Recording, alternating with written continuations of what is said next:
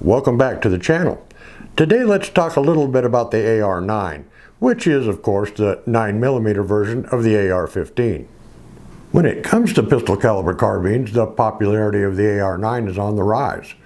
I won't debate the whole AR-15 for home defense thing, but I will definitely debate those who think that a pistol caliber carbine isn't a credible choice for home defense. Let's face it, the 9mm is one of the keystone close quarters defense rounds, which is proven time and time again to be very effective when used for personal defense. If you feel the need for more than 5 or 6 shots, it inherently leads us to the choices that fill the gap between a handheld pistol or revolver and a full-blown rifle. Pistol caliber carbines like this AR-9 do offer distinct advantages over handguns when it comes to defending close quarters environments, like those found inside the average home or apartment. First off, shoulder-fired weapons are more controllable and easier to keep on target than a handgun, especially in a high-stress situation.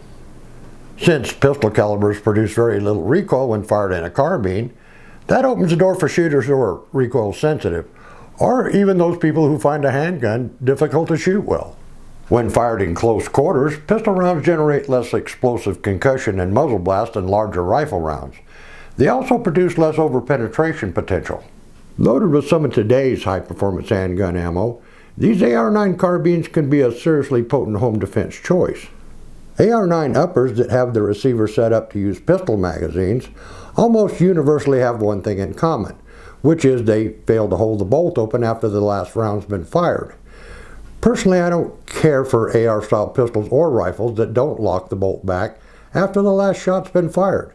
It's just one of those personal peeves of mine. Instead of building a dedicated lower for this upper, I went with a Stern Defense magazine well insert. It only takes a few minutes to install, and it allows me to use Glock magazines. With this setup, the last round bolt hold open feature works exactly like an AR should. And if I want to swap back over to 5.56, all I have to do is remove the stern arms insert from the magwell and reinstall a 5.56 upper. This Karri's Defender features a 16-inch 4150 Vanadium barrel with a 1 in 10 twist. The handguard is a 14-inch 7075 free float M-lock style. The bolt carrier group I chose to go with is a hybrid style that works perfectly with either Colt or Glock magazines. I also installed a correctly weighted buffer for cycling 9mm rounds. You simply pop out your standard AR-15 buffer and swap it for one that's correctly weighted for 9mm. Installing a correctly weighted buffer for the round you're shooting enhances reliability considerably. Unlike some 9mm uppers, this one from Karri's Guns does not require modifying your lower's hammer assembly, and works just fine with a standard AR-15 hammer. That being said, another niche I found for this AR-9 is using it for predator control. At moderate range, it has plenty of knockdown power and produces less pelt damage than most rifle calibers. As a small game and plinking rifle, this AR-9 is much cheaper to shoot than a standard AR-15. Same exact manual of arms while shooting less expensive ammo pretty much sums it up.